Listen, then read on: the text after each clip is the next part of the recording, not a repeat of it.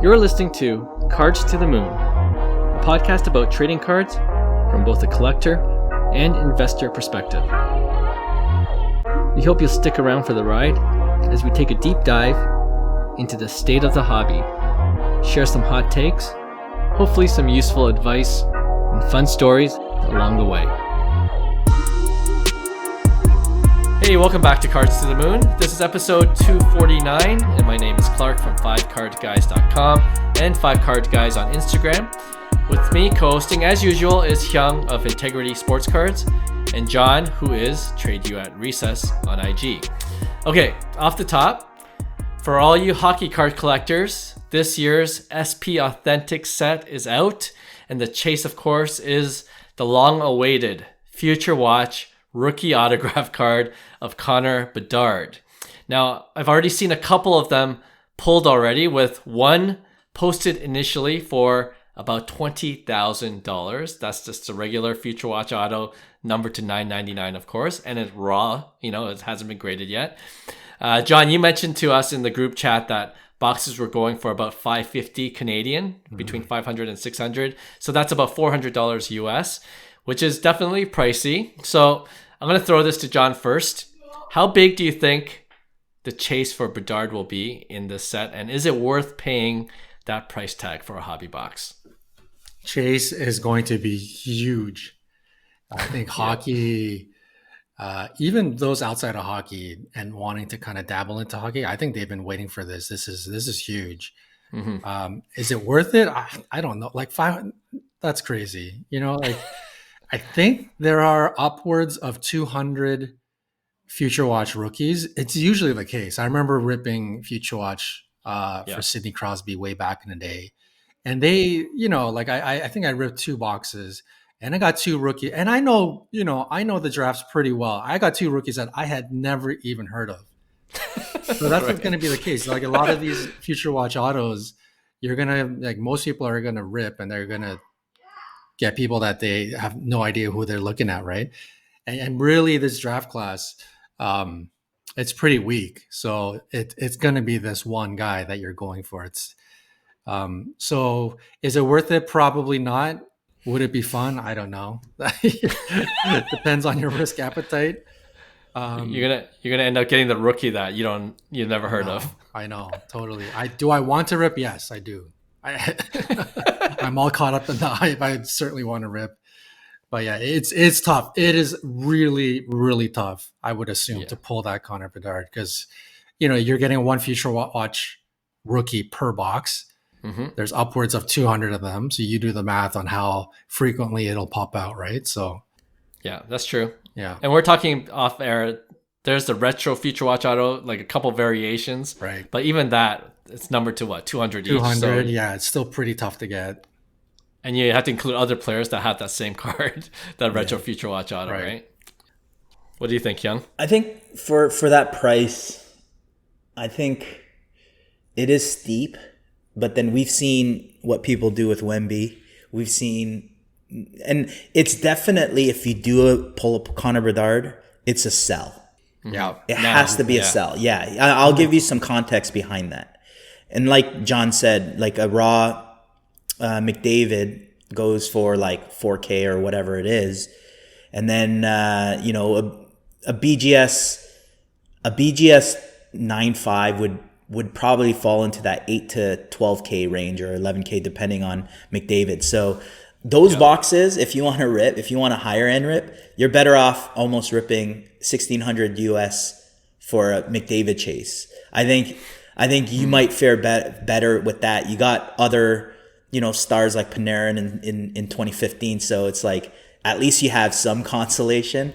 But I will say, if you do pull a Bedard, it's definitely worth it because, you're just literally, you got to sell. If you hold, you're going to, like, if you think about it, Bedard has to do what McDavid is doing for his price to increase like almost like 2x.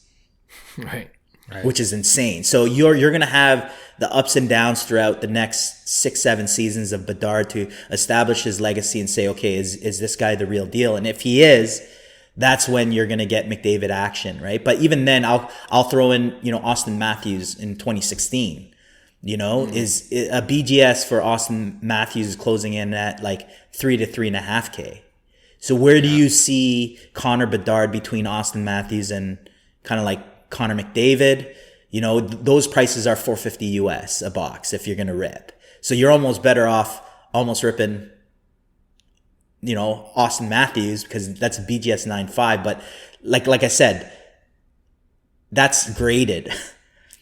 Connor Bedard selling raw for that amount, so it's definitely a sell. If Matthews prices are at like 3.5K BGS 9.5 and McDavid's is at like 10K of BGS 9.5, so in between there, it doesn't make any sense to me. But like I said, it's always fun for people who love hockey and who love chasing to go after a generational talent, right? They don't come up often, and I think.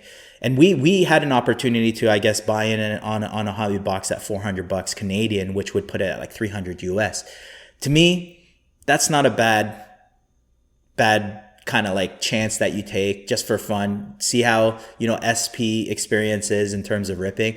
I've ripped SP Authentic in the past. I don't mind SP Authentic. I think there's a lot of gimmicks in it, like the spectrum and stuff like that people, I guess, like to chase after as well. So it's not necessarily only the Bedard chase, because you could, at the end of the day, you could still get vet autos. Yeah, you get vet autos. You got the sign of the times, triple autos in that set now, and then you have I think there's a Ovechkin patch auto. So there are other things, and even the Future Watch base numbered Bedards, you could get your money back, I think, and more. If it grades well, even on raw. Right. So I think it's not a total loss if you do hit a Bedard, and there's multiple Bedards that you could hit. It's not like, obviously the chase is the Future Watch autos, but you still could do well with it. So I don't think it's bad at that 300 to 400 US price point, but I mean, anything above that is kind of starting to get ridiculous. Like John said, there's a huge checklist for these Future Watch autos, and the odds of you pulling it kind of reminds me of like a couple years ago Topps Chrome rookie autos. You just have a bunch of no-name pitchers, and most likely you're gonna get the no-name pitchers, and you're chasing the Vladdy and Tatis autos out of Topps Chromes, kind of like that same thing. Yeah. No, don't have much to add other than while we're recording this podcast, I'm looking at our sports card group chat. I think Will's in now, so we got 4. Nice. And then Roy says, "John, if you're in, we can make it 5." So it's I think at this point it's just kind of a fun rip, knowing that we probably won't hit Bedard, but you never know. But if we do, that's a great story. If we do, amazing. If we don't, it's content. That's why I'm doing it. Yeah. So I will say this, looking at the way prices are going, one auction closed off at $1,800 for a case of Connor Bedard, like a player case. So if you look at that price point, and so we laugh about it, $400 a hobby box, you get 4 guys, $100, whatever. But then if you get 16 boxes in a case, and you divide 1,800 US by 4 people, that, to me, I'd rather do that than invest in one hobby box for myself. I think I'd rather do that too. You know what I mean? And then now at least you're like, okay, we hit one Future Watch auto. That's a pretty nice hit, right? So, but again, you're still, might as well go to the casino and put on 18 and 21, right? All right. The one I'll say one last thing too.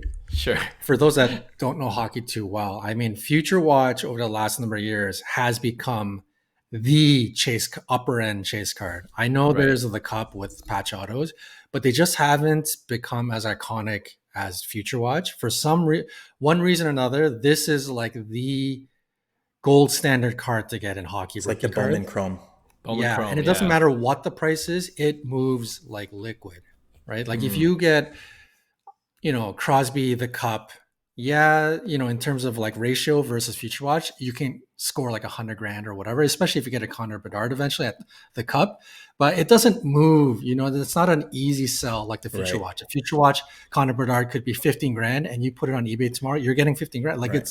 it happens Right. right away. You take it to a card show at the Toronto Expo, you're getting money instantly for that card, right? Mm. So the future watch, yeah, that's what people should know. Like this is the card. Like some people, when you're collecting Wemby, you're trying to collect Caitlin Clark, super confused on what is the set to go for Right. and which one might have value in the future. Like for hockey, like this is it. Future watch auto is the card. So that's also Yeah. something that And people would you say that like the cup would be equivalent to like a flawless or like a immaculate type set, and then yeah, you got your Bowman exactly. Chromes for kind of like the SP Authentics, and then the SP Authentic has patch autos as well. But I believe the cup has just regular autos, but those aren't as popular. It's the patch autos that are really really big, and then the SP Authentic. Not saying that the patch autos on SP Authentic aren't good, because I believe Connor Bedard does have some as well. So I think that becomes, but it doesn't become the main kind of chase where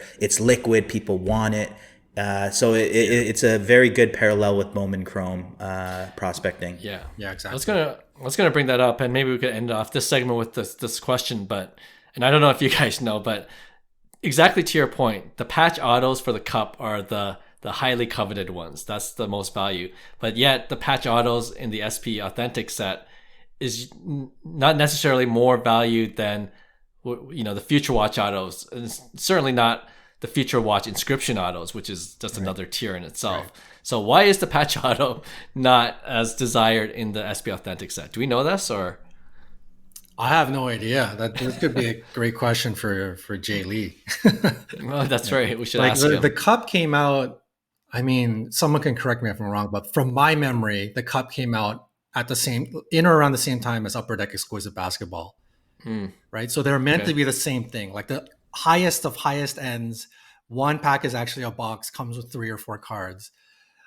Obviously, the cup hasn't, for many reasons, but one being hockey, hasn't exploded in its iconic status as exquisite.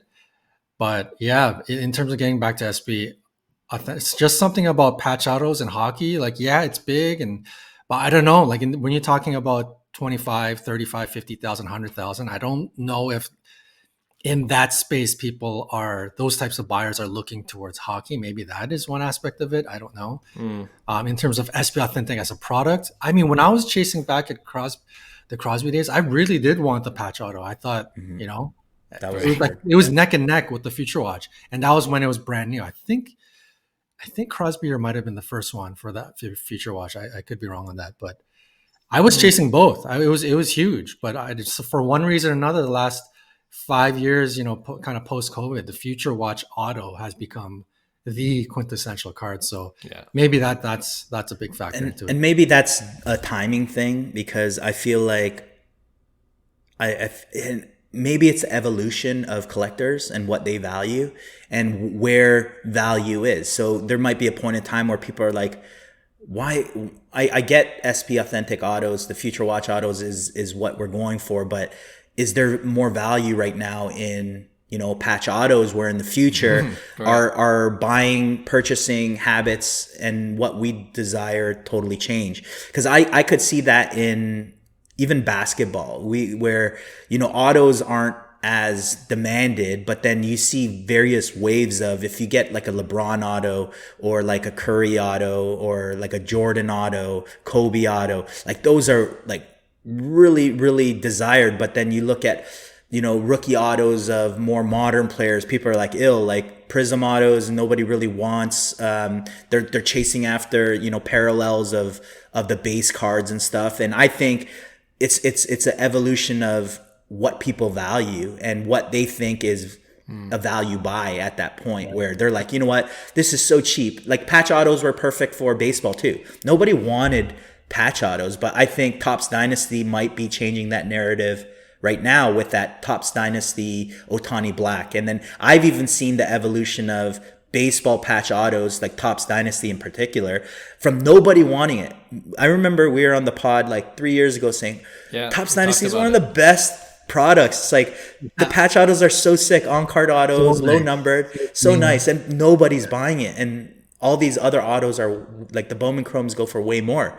But then people who bought into the, patch autos of Topps Dynasties, and I wouldn't say triple thread, I would just keep it at like Topps Dynasty, where it's like, wow, these are beautiful cards. I see them now selling like a Otani, a Topps Dynasty patch auto would sell ridiculous amounts now, right? So I think the evolution will change, and I think that's what makes it fun, is when you look at kind of like a patch auto and say, you know what, this is a really good deal, or this is something that I would love to add. And I think it's so underrated right now, but it might be valuable in the future. For sure. I'm getting fired up because with the expos coming up, and that's, you got to zag when others zig, right? And I think there's buying opportunities. I like that. You got to zag when other people zig. I love it.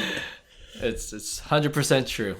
You're going to say something, John? No, I was just going to say back to the SB Authentic question. Yeah. Why is the patch? I think it really, like Hyung said, it just basically, the takeaway is it's just hobby logic. Yeah. That's a nice condensed way of summarizing the whole thing.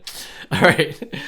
Let's move on now to hobby headlines. All right, it's that time of year again. For Torontonians, we've got the Sports Card Expo coming up next week, which is the biggest card show in Canada. It's a can't miss, although John will be missing it, but for good reason. So it's all good. We'll, he can live vicariously through us. But still, I think, John, you'll be able to contribute to the segment, because what I want to do is ask, what would be your strategy going into the expo this year, especially considering the current state of the hobby market, right? And we always ask this every year we go to the expo, like, what's the hobby market, what's it like? And is there, a different strategy we're going to take going into a large card show like the Sports Card Expo here in Toronto / Mississauga, technically speaking. So, would you be looking more to buy or to sell or to trade? Do you expect prices to be down or up in general, right? So let's start with the big picture first. And then afterwards, I got a little fun exercise we can do right after. So yeah, big picture, what do you think? What's your main strategy going into the Sports Card Expo?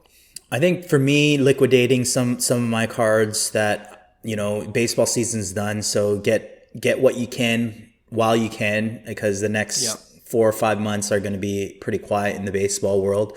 I think it's a little early to start buying baseball. I think there's going to be more of a dip in that December period. But it's not a bad idea to keep an eye out for good deals on players that, nobody wants right now, like guys who've exited early in the playoffs that, you could potentially buy because other people are looking for cash or money to put towards football, basketball, and hockey, right? So I think those are the 3 in-season sports that are hot right now. So I think most people are going to be dealing in that. I think a lot of people are going to be liquidating baseball, as I am as well. I have 20 slabs that I would like to kind of get in. There's probably $2,000 to $3,000 worth of slabs in that mix. So if I could liquidate that and maybe even trade into something that I think has potential, I think that's my kind of focus, to see if there are good deals in baseball. Maybe it's a bigger card that I could liquidate all these kind of like base cards that are decent cards, but they're more fitted for just flipping, where I could put it into a card where I'm like, you know what, this is super undervalued. I'd hold this for 4 or 5 months or even like a year and see where it kind of goes. I guess that's my main, goal for this show, because I'm only going to be there probably one day, to be honest. Okay. Yeah, no. And, I also want to put into context, like, this is all of the points that you mentioned, Hyung. It's also applicable to other card shows, not just the Sports Card Expo, because it's all about timing, when seasons end and what you are able to liquidate at any given time, right? So yeah, just want to kind of, hopefully our listeners aren't tuning out because we're just talking about the Sports Card Expo, but I know there's a bunch of local shows across the continent, which you can hopefully get some advice from here. All right, John, what are you doing? If you were going, what would your strategy be? Yeah, Will and I in our chat group, you noticed you were kind of laughing when he was asking, what changed? You're like, how come you're not going anymore? We were laughing because literally the other day we're kind of strategizing on how we're going to approach the expo this year, and I'm like, yeah, for sure I'm going to go Friday, and I'll probably go Saturday with you. It makes sense. And then like I go and check my calendar after the fact. I'm like, oh, hang on, I'm in Ottawa Saturday, Sunday. Shoot, I can't go then. And then Friday there's like a big presentation that I have to go to at work, and I'm like, oh, okay, well there it goes. I can't make it. The silver lining is my strategy is the same. I'm still trying to get a Crosby Future Watch Auto, upgrade into it, trade into one. I was really close last year or at the last expo. But the silver lining for me is my trade bait is baseball, right? So right now hockey's hot, baseball is about to not be hot. So, the next expo is in April. So I think that would be a better time for me when hockey is a little bit depressed and baseball's on its way up. Soto is one of my biggest trade baits that I have. I kind of don't want to trade it, but it's going to be the biggest piece for sure. And if and when Soto gets his new contract, most likely with the Yankees, I'm going to assume, I think that'll probably help his prices a bit. So that's my silver lining, or at least that's what I'm telling myself to not feel so bad. Yeah. But if I were to be going, what would my strategy be? I don't know. Like if I had I'm kind of, maybe I'm in the mood to rip. Maybe I'm kind of falling for Bedard, but I'm like, maybe I get 2-3 boxes of SP Authentic.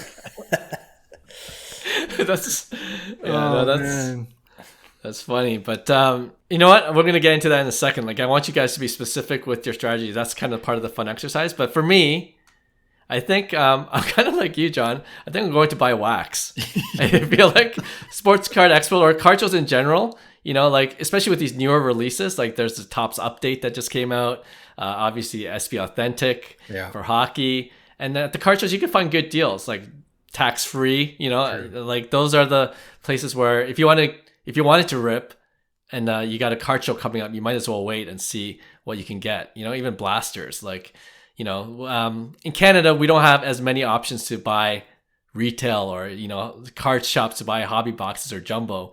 And they all come out to the expo, from all over. So there's some good buying opportunity for wax. But let's get into it right now. I alluded to this earlier. And quick shout out to Dan, a friend from church who gave me this idea. But the exercise I want each of us to do is, if you had $1,000 to spend at a card show or at the expo for us, how are you spending that cash? Essentially, let's just get a little more specific about your strategy when going to the expo. And John, you can start off first because you kind of already mentioned what you're doing. You're gambling it all away, essentially. Yeah. I jumped the gun. If I were to be going and have, man, you know what? Like the one thing I will say about card shows right now, I mean, maybe it's been like this forever, but cash is clearly king. If you're going in there to buy, you probably have a pretty solid advantage to either get a pretty decent price on a single card, or even, like you said, wax. If you're trading, like I usually am, or if you're going to sell stuff, you're at a big disadvantage. Like that, you're going to have to cut some prices to get into something you want. So obviously, cash will be king. But if I had $1,000, I mean, I have a couple of, joking. I mean, maybe I'm not joking about buying the SP Authentic. That might actually be super tempting. But outside of wax, for me at the expo, my target is obviously to eventually get into something big like a future watch, or I love trading. And the more and more I continue to buy baseball and all other stuff, it's very difficult, especially for me, to trade at the expo, right? It just happens because it's Toronto. If I was living in Chicago and I'm going to Nashville, probably a different story. But my targets would be some hockey future watch, of players that, I know hockey decently. And there's probably a couple of targets that I want to go, and their future watches kind of go for like $300-$400, maybe even the $500-$600 range. So I probably, with $1,000, if I'm being smart about it and not ripping wax, I'd probably target 2 $500 ish type players in terms of future watch. It might be like I might go back in. His price is pretty depressed, but I might go back into like a Brady Tkachuk. And one of my targets would be, to me, I think he's on the up and up, is Matt Boldy on on the Minnesota Wild. So those both of those cards are kind of like in the sort of 500 range. So I'd probably be pretty happy walking out of the expo with a Brady Tkachuk and a Matt Boldy. That'd probably be something like I'd do. I like that. Yeah, for sure. I think for me, one, I would pre-target. That's one thing that I think a lot of people should do if they have a budget. And let's just say you had $1,000. I think going there without a plan, you get ruined really quick. I think you'll make some stupid decisions. You'll make decisions on the fly, which is fine too. But I think if you do your homework beforehand and you have targets where, okay, like I'm going to, we'll use John's example for this. It's like, it's very specific. It's like he wants SP authentic Future Watch autos of particular players.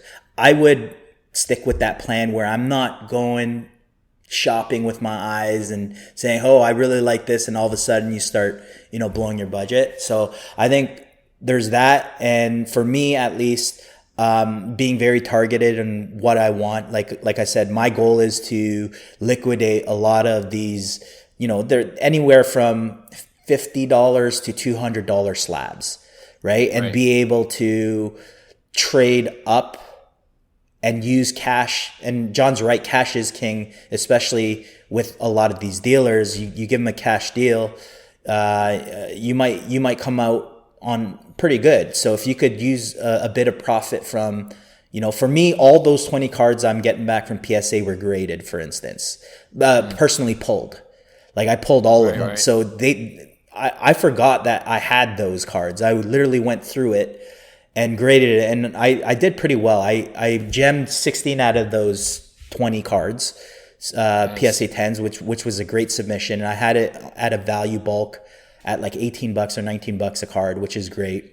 So putting some of that profit on top of the cash, I think you could swing in a really good deal to some dealers that are looking for potential cards that, they want cheaper cards and they're okay with letting it go at a decent price because they're in profit and they could potentially stack up their inventory as well as get a cash deal. I think I have a pretty good leverage on that side. I think a lot of dealers would be willing to do that. So that's my plan, kind of target. I'm going to go probably this next week and see what pricing and what players are great buys. So if I see a good Mookie Betts, for instance, that might be a play where, that's somebody I'm convinced this is a good buy in terms of a player, price point, value. And then if I could get into it for next to nothing, even better, right? So that's kind of like what I would do with $1,000. I would use it in conjunction with the slabs I had to get into a bigger card so that I could potentially make profit in the near future.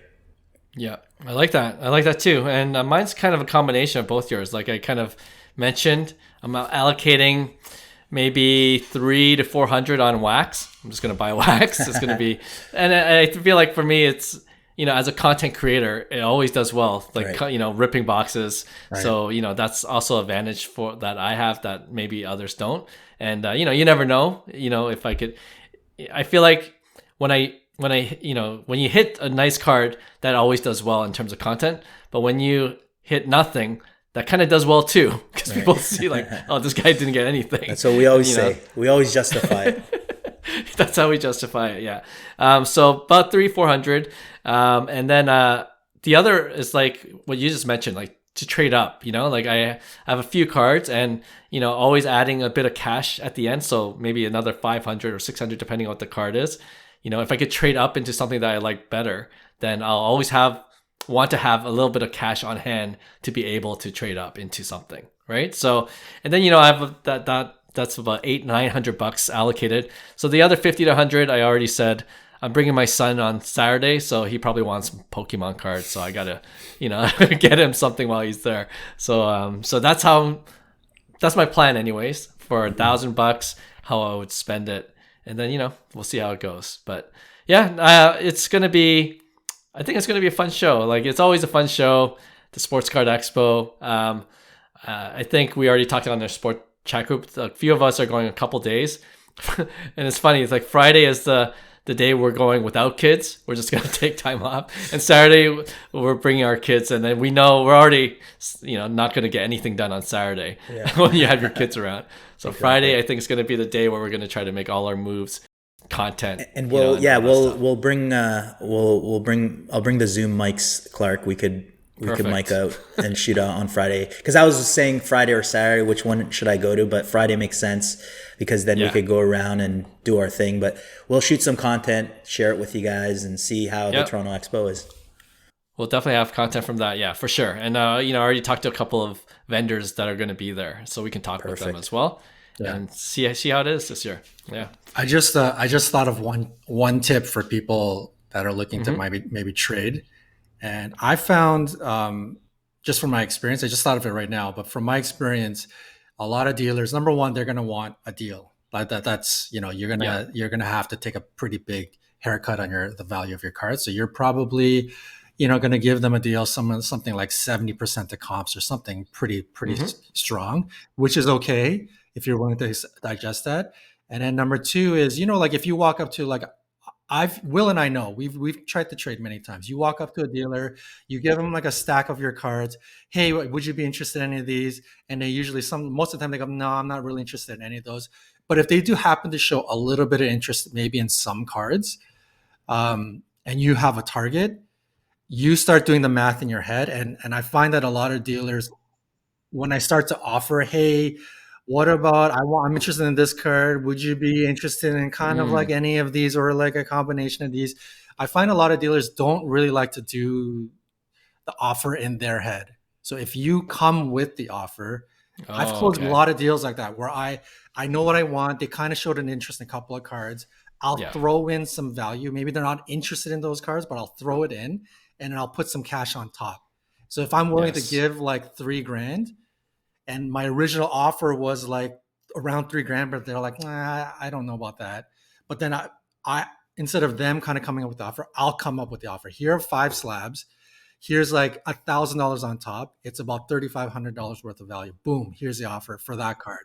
And they usually be like, you know what, I'm going to take that. Because the offer, they don't have to think about the offer. They see the value right up top. So that's a tip for people trying to trade is instead of asking the dealer to kind of come up with the offer or you kind of mingling around, just have it set, like ready to go. They're interested in a couple of cards, grab those cards for sure, make a value proposition in your mind, and then give them the one presentation of the offer. And usually from there on in, you can, at least you'll hook them in and you can start to have a pretty serious conversation.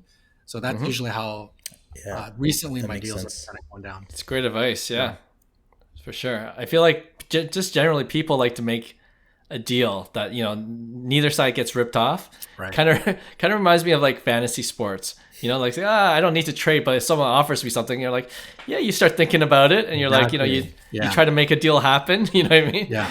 So it's kind of like that. But no, that's great advice. Yeah, for sure.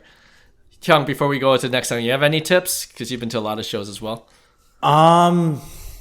Yeah, I think for me, it's that going in with a plan. Like, don't go in without a plan because there's so many vendors. You're going to be caught up walking around. If you don't have pricing, obviously you got to know your pricing. You got to be accurate. 100%.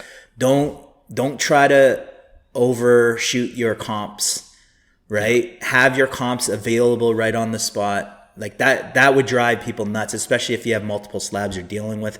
Make it easy and don't look to maximize on your profits, I would say.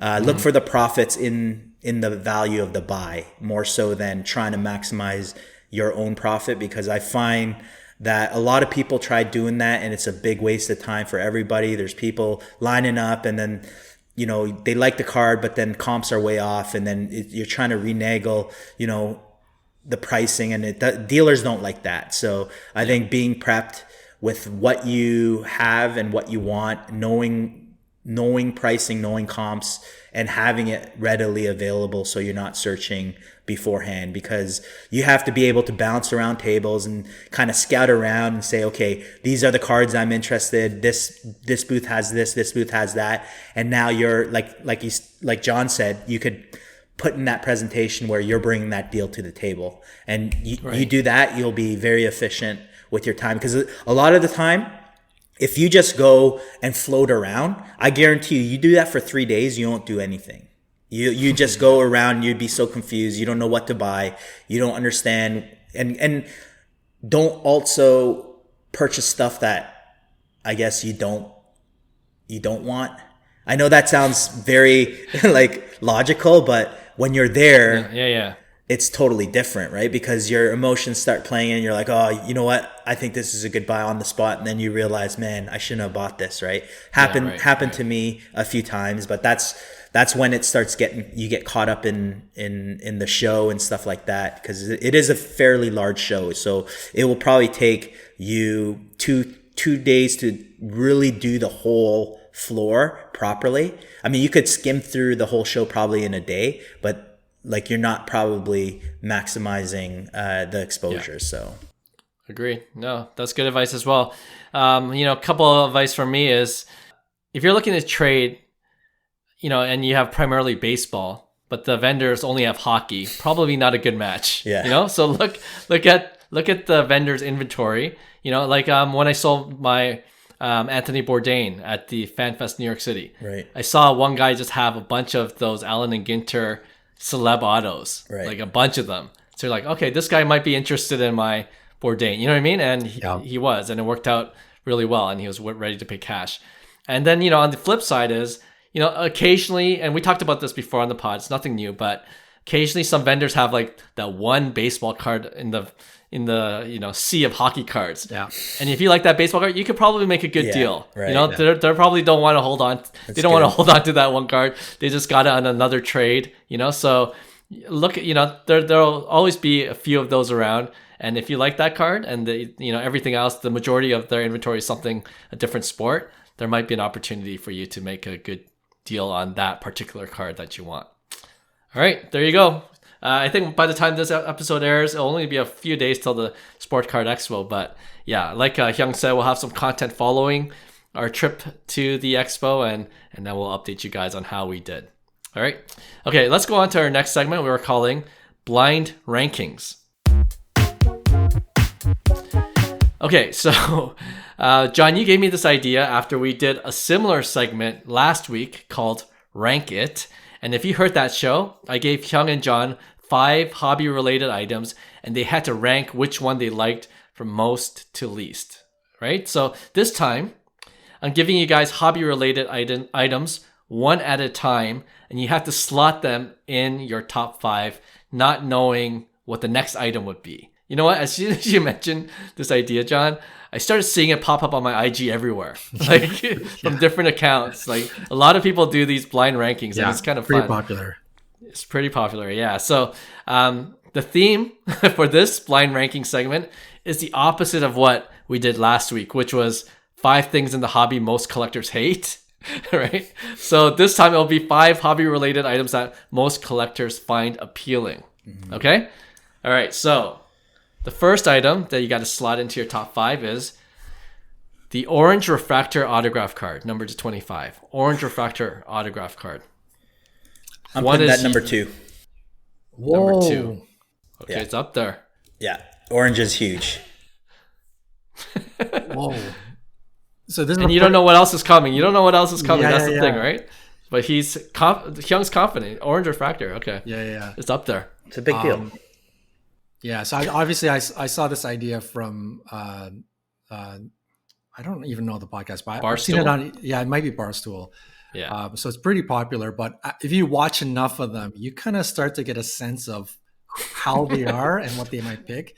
This is net new, so Clark, I have no idea your style of what. You might pick. It could be absolutely It could be crazy, orange like could be super number fractors. one. It's like, oh man. Yes, I don't know what's coming next, but Orange Refractor, it's awesome. It's not the best. Like I feel like if you had red coming next or super refractor coming next, like I might be screwing myself. So I'm actually gonna put orange. I'm gonna put at 5. Wow. What? Yeah. Okay, that's risky too. That's risky too. Okay. I feel like there's some good. You might have some good stuff coming. All right. Okay. So 2 for Hyung and 5 for John. Very different strategies. Okay. Item number 2. dual autograph cards featuring one current stud player and one Hall of Famer on the same team. So, for example, think Connor McDavid and Wayne Gretzky, dual auto. Or for baseball, J-Rod and Ken Griffey, dual auto. Ooh, on card. I have to assume on card. Yes. I'm gonna put number 4. Whoa. Okay. Oh yeah, he put orange at 2. So I'd rather have an orange out of 25, like Really? refractor auto, than like On a card, dual auto. on card. That's big too, man. Whoa. Okay. You know the Okay, orange, hey, I'll give you an example. Would you rather have a Bobby Witt Jr. and George Brett dual autograph over a Bobby Witt rookie auto or That's Bowman fair. That's fair. orange refractor yeah. auto? Yeah, That's where I'm seeing it. right. Okay. I mean, Would if you we're have talking- McDavid? We're talking like specifically Bowman Right. first orange. Like that gets pretty That's difficult. true, But that's if true, it's like yeah. any orange, like if I'm just thinking Topps Chrome orange, I think you got to do it with all the top. Just like so, your Bowman Chromes and your Topps Chrome versus your best dual if that's the auto. case- right. Is that the case? I might have screwed up my list at putting it.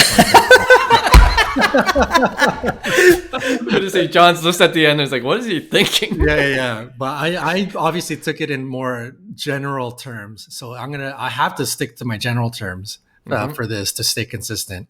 I like that. I like that a lot. So I feel like I'm scared that there's not going to be anything higher, but I will put it at 2. But I do like that a lot as a collector to have like Griffey, Ichiro, or Ichiro, J-Rod, yeah. sure, Juan Soto, Derek Jeter. I don't know, but I would absolutely love that. So I'm putting it at number 2. Yeah. Very. 1 is also debatable. I'll put it at 2. Okay. 3, color match cards. Ooh, I like that too.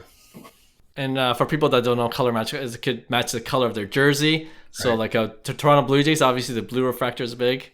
Baltimore, orange refractor. You know, that kind of thing. I'm gonna go 3 for me. Okay. Yeah, I like color match too. I actually do like color match over orange refractor. So I am. But what's coming? You like next? it over the orange refractor? I Wow. do actually like it from a collection standpoint. Obviously, the orange Yeah. refractor is $100,000 and Sure, yeah, blue's that's 50. Pricing's perspective is different. fair. Right, Okay. in terms So of, your ranking's not screwed up yet. So you're good. So I like it a lot. I think I'm gonna put it at 3. Okay. Yeah. 3. All right. 4, cards with the serial number matching the jersey number. So if Shohei Ohtani, you have a 17 of 50, the jersey number 17, serial number 17. Yeah. I got to go 5 with this. I think there's going to be something big because I only have 1 and 5 left. So it's either what do you like? Thanks for the base card. That's good. Jersey number. Okay, you went 5. Okay. Yeah. This is in the same category as color match, but it's obviously more rare. So I actually like the number over color match. But I only have 1 and 4. I don't like it. I for sure don't like it over the dual auto. So I have to put it at 4, hoping that's whatever is next. Hyung and I both we're betting this next one is gonna be. So both of you guys have number 1 slot left. You're just Yeah. wow, This that's is the number 1 right here. You super. have to hear an answer. This is number 1. Present it, Clark. If I said the number 5 item is a base card, you guys are lucky. Number 5 is super fractor. Yeah, there you go. Oh, It worked there you out go. for you. Yeah, It worked out for you That's guys. a good list. I like mine. All right. Yeah. Yeah, I Oh like man, mine. that's kind of fun. We'll do it again sometime. I'm gonna try to change up the strategy to see if you guys. Hyung and I will have Yeah. to think of some so that Clark, you can get involved. I think what would work too Sure, is specific cards. Okay, yeah, we can do that too. Yeah. Or Specific cards. like you do like a price range. Let's just say you pick. You pick like 5 cards and then you have to rank them. Yeah, we could do that for sure. That'll be fun too. Okay, let's finish off our show with our regular weekly segment we call Pick One.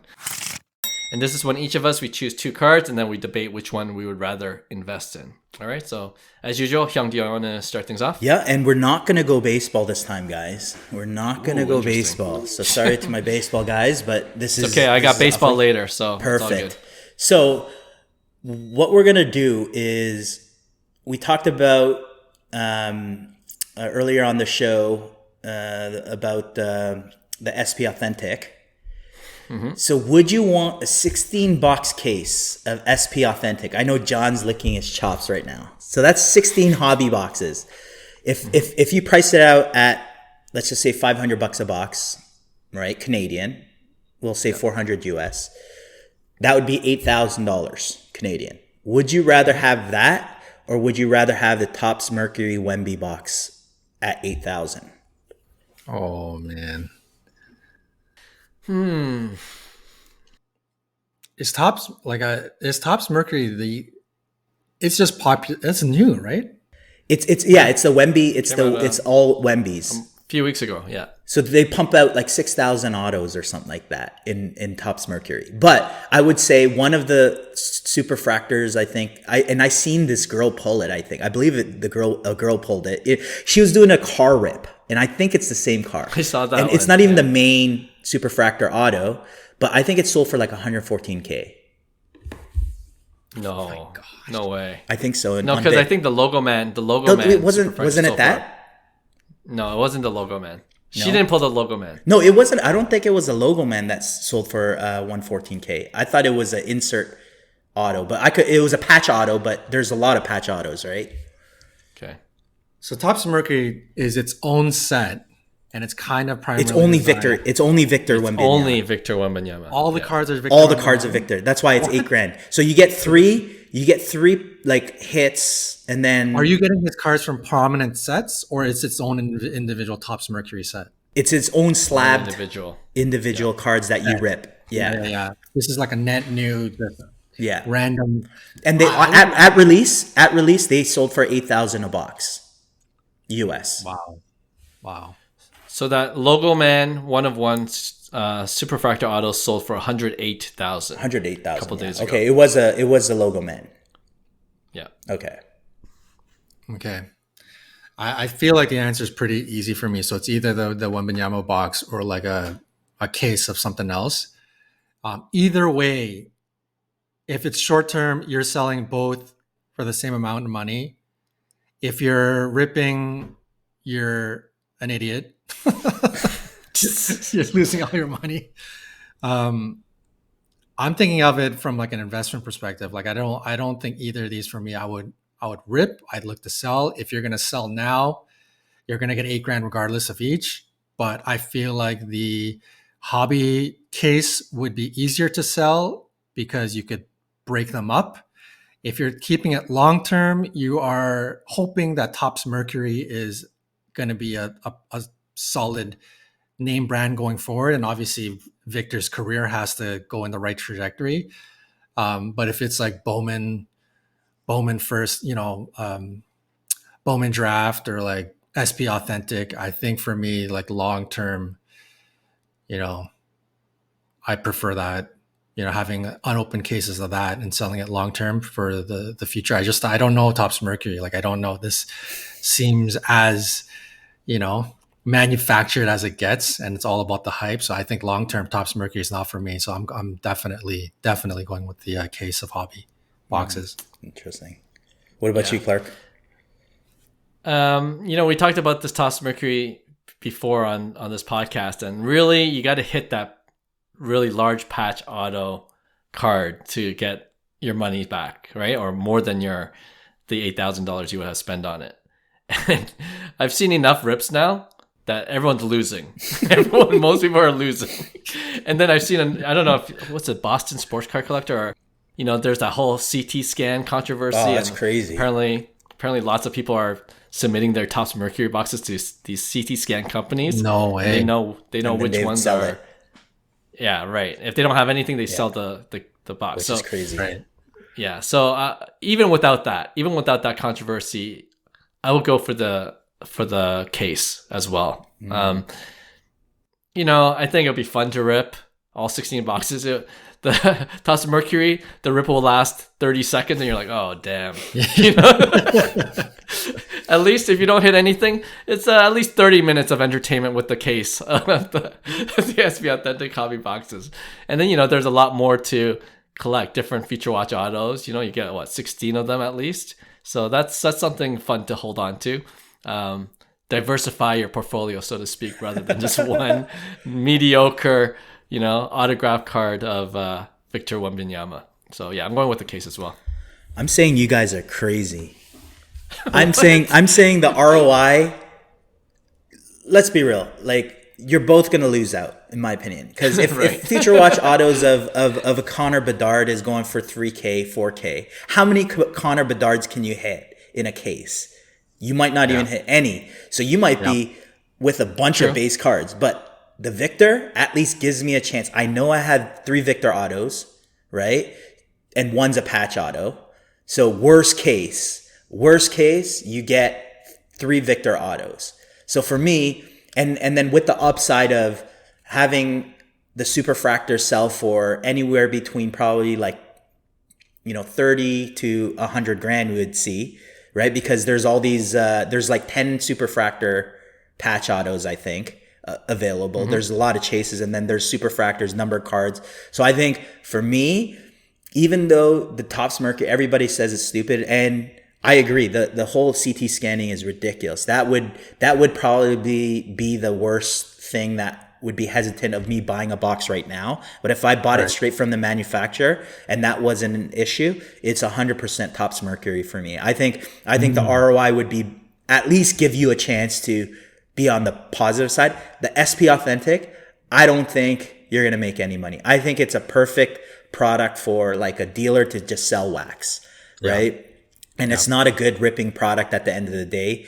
Even us buying that one hobby box, let's be real. We're better off going to the roulette table here. But I mean, there is a chance. So we do it. It's $100 each that we're splitting. So always a chance. But for me, it's a no brainer. I'm going Topps Mercury. I think there's way more upside on that set unless you hit a inscription Connor Bedard. But even then, what would that go for? You think an inscription 10, 15 grand?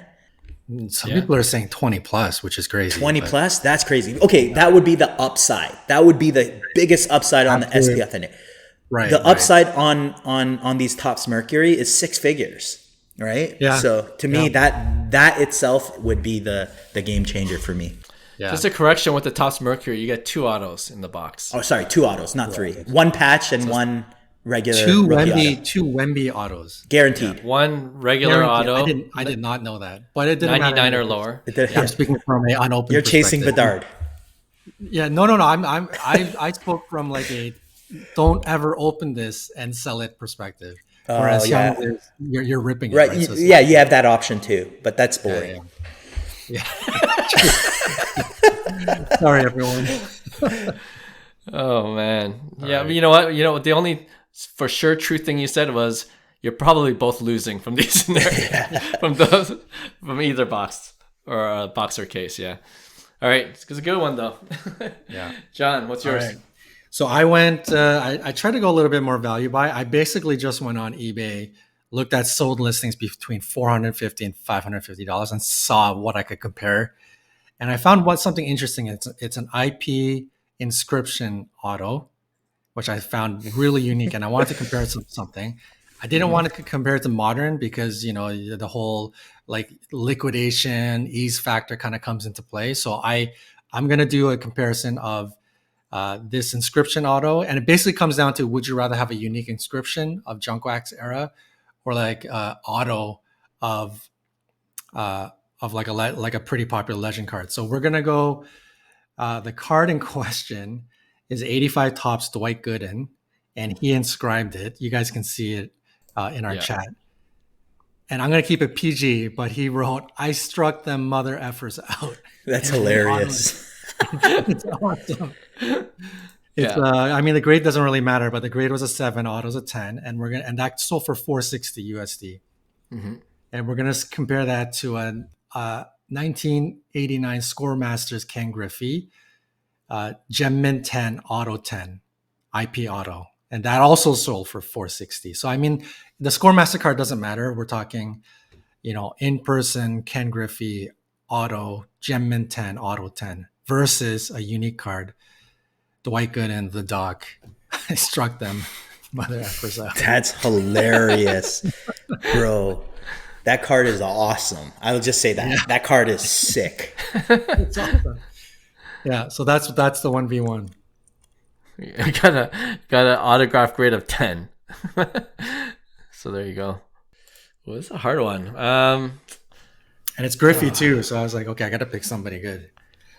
What's Scoremasters though? I don't even never know. heard of it. Never heard of it. Yeah, but that's it could be a subset of Score. Remember the company? It is. Score. It is. I see the Score logo. So it's a pretty lower class, I would say. Set, but the card looks sick. 89 is rookie year. Sick picture. Yeah. Sick autograph. I'll be quick. Honestly, like for the PC, I think I would go with the Dwight Gooden. just to have, but I don't think I would get that. Like it would be a cool piece to have, but I think I'd rather have the Ken Griffey Jr. That's such a sick card. The Gem Mint 10 Auto 10. Yeah. That's such a nice looking card. And I think it has way more eye appeal. Although like that Doc Gooden, man. And let me bring this up. Perfect example of prospects that, and don't get me wrong, Doc Gooden was the man. He was legit. Mm-hmm. But his first 2 years was when he was 19 and 20, he might have put one of the best seasons as a pitcher all time in that 1985 season. This one that he's talking about, he dominated. Right. He was like 24 and 6. He had like a 1.5 ERA or something stupid like that, and had like 279 punchies or whatever it was, or 268 punchies. So with that said, that's a perfect example of his career after that kind of like tapered down. Still had a great career, but if he didn't keep on that trajectory, right? So it kind of reminds me of what we chase always, and we see the superstar when they're 20 years old, and then it kind of like dies down, and they end up not panning out to a Hall of Fame type player, which Dwight Gooden I think has an argument to be in the Hall of Fame, but that's another story. But I'm going to go Ken Griffey Jr. in this case. The Auto 10. So you think that's analogous to what could happen with Paul Skeens? No, Paul Skeens is goated, man. That guy is so good. Unless something happens, knock on wood, like in terms of his physical sounds ability. Eerily familiar. I don't know. Very eerily. Hey, come on, Doc Gooden in the 80s. I'm sure there's other substances or whatever like that we don't know the full story. It's the 80s, man. Like baseball is crazy. Yeah, it's the Wild West back then. You know what? It's really all about the inscription for that Doc Gooden card, right? It's so cool. Like, does that outweigh everything on that Ken Griffey card? And it's Ken Griffey. The grading is a 10-10. The picture on that card, even though it's Scoremasters, which I never heard of, it's a beautiful looking card. The autograph, Ken Griffey's autograph is always good looking. That's always looks great. I don't think it outweighs the. I don't think the inscription outweighs all those things. So I'm going with Ken Griffey as well. Oh man, do I save my own 1v1? This is. I mean, I don't blame you guys. I mean, this was also really 50-50. I think it is a 50-50. Yeah. If you take it to the card show, I'd imagine it's hilarious. The Griffey is easier to sell. But man, I don't know. I think that inscription is just too funny to pass up at that amount of time. I feel like even investment wise, I think it'll still be pretty similar, maybe a little less liquidation, but you also have kind of the upside of, you run into that big time baseball booth or collector or something that really looks for rare stuff. I don't know, like you take this to like a Jeff Wilson or something, like he might be willing to pay you a little bit more than the Griffey. So it's a little, you probably got to do a little bit more work to kind of profit out of the card, but I think it's just too cool to pass up. I as a collector, a collector first, the one we won for me, the slight edge to the crazy inscription. Okay. Yeah. You saved it. He saved Maybe his own 1v1. maybe I'm just forcing myself to stake my own 1v1, but yeah. All good. All good. All right. That was a funny one. Good. Okay, let's end off with this. I got another higher end one, but I think this might be more challenging, maybe. So Juan Soto. Okay. Initially, I was going to do Juan Soto versus Aaron Judge, but I feel like it'd be a Juan Soto sweep. So we're just going to keep these two Juan Soto cards, both going for about $900. Okay. The one is the 2018 Topps Chrome Update X-Fractor. It's a horizontal card. And a PSA 10 sold last week for $900. That's 2019? 2018 Topps Chrome. So that's the rookie, right? Okay, yeah. Yeah. Do you have a picture of it? Sorry, I just want to make sure. Yep, there it is. Horizontal. Okay, so rookie debut. Rookie debut, yes. Yeah, Topps Chrome okay. Update. Yeah. Yeah. HMT 98 card. Yeah. Right. Or I was looking at this card. I don't know if I'm going to pull the trigger. I think it's listed at 900, so it might go down a little bit. But it's the Topps Chrome 2024 Topps Chrome. So him in the Yankees uniform, black refractor, numbered to 10, non-auto. Oh, Topps Chrome black. The Yes. Topps Chrome and then numbered to 10 black. Yes. Do you have a picture of that? I didn't know there is a Topps Chrome Black. That's No, it's black's out of 10 on the near Topps Chrome. Oh, that's new for sure. It's not the set Topps Chrome black, but it's No, yes. Sorry. Yes. Black That's a refractor good- within black Topps Chrome. refractor. That's new for me. I've never seen. Yeah, I gotta see this image. That's a good distinction. Not the And that'll Topps also Chrome. be jersey match.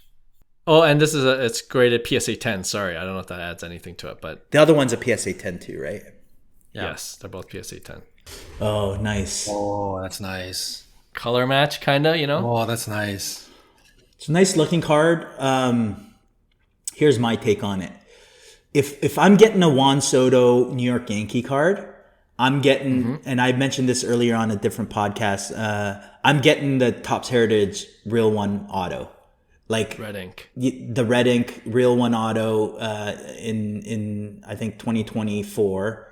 And I love that card. I do think there's a demand for Soto in a Yankees uniform, his first, I guess, Topps Chrome.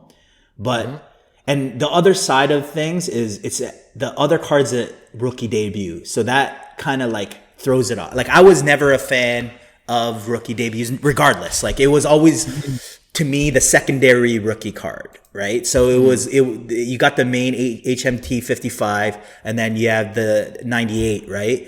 As the horizontal rookie debut, right? So Yeah, it's not even secondary. It's like the ugly stepbrother. it's ugly step.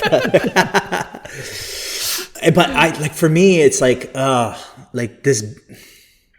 The X-Fractor in Topps Chrome Update 2, something to be noted, it's numbered to 99. Regular Topps Chrome is more of a retail X-Fractor refractor that is pulled in retail. So it is the numbered to 99 more rare X-Fractor, but this is numbered to 10. So that's kind of like the challenge, right? Yeah. I think the X-Fractor will do better in the long run though.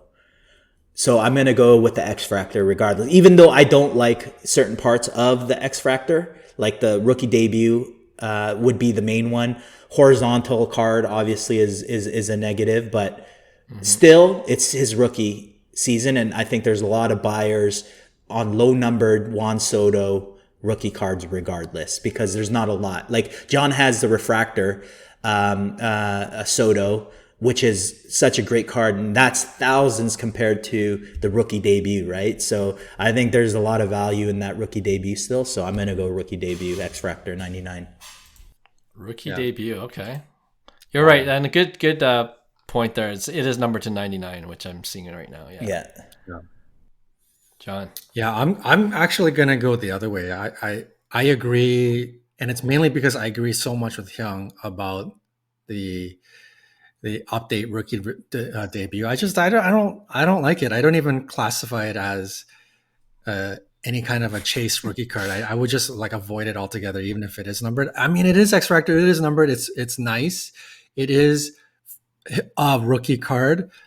But I don't know. Yeah, it is like that ugly, that ugly stepbrother, man. I'm just not into it. And like Juan Soto Yankees, like I mean, I would like to know that Soto is going to sign long term with the Yankees before I would do like the move like the Yankees. Like Shohei in a Dodgers uniform, I think is obviously already has become iconic. So that's why high end Otani Dodgers logo cards would be in high demand. And I think Soto could be there. But I mean, the silver lining, Clark, is if you're going after this card, maybe you can get a good deal on it because it is still unknown whether he will sign with the Yankees. And perhaps you can get this for $500 rather than $900. Hopefully before this airs so that nobody knows. But I'm going to go with the Juan Soto and the Yankees jersey. I assume he will sign with the Yankees. I think he'll become an iconic Yankee player. Maybe in a couple of months I'll eat these words and he'll be a J and we'll be the happiest Torontonians ever. But dreaming. Yeah, obviously. But yeah, Soto, black refractor, low numbered, Yankees jersey, color match, lots to like. I like it. Eye appeal looks great. That this year of Topps Chrome, the graphics look great. That's the one for me. Yeah, I'll make this quick. I really like 2024 Topps Chrome. Like I really like the set. I'm trying to see what other cards I want that I can, even like I was even looking at the Joey Votto blue refractor. Like he's never played a game with the Jays, but I'm like, that's a cool looking card, and it's numbered to 150. It's not that expensive. Like I just like the look of the card and the black being numbered to 10, and anything black refractor, it's hard to gem, right? Because of the border, the chipping, potential chipping. So this being PSA 10, that's another factor. And everything you guys already mentioned about the rookie debut, ugly stepbrother is the great way of putting it. It's kind of it's like a half step down from the Gold Cup. I'm not a huge fan of the Gold Cup insert cards either, right? So for those reasons, I'm going with the black refractor as well, number to 10. So that's a good one too. 2 to 1. There's 3 good ones. 3 good one. You know what? We'll do a poll when this episode comes. We'll do a poll on each of these pick ones. Would love to see it. See what people say. All right, thanks for listening to another great episode. Appreciate you guys, and we'll have a brand new episode for you guys next week. Talk to you then. Bye. Hey, thanks for listening to Cards to the Moon. We'd really appreciate you subscribing to our podcast wherever you listen to your podcasts. And you can also connect with each of us on Instagram at 5Card Guys, or you can follow Hyung at Integrity Sports Cards, or John at Trade You at Recess. You can also check us out at 5cardguys.com. Thanks again, and hope to connect soon.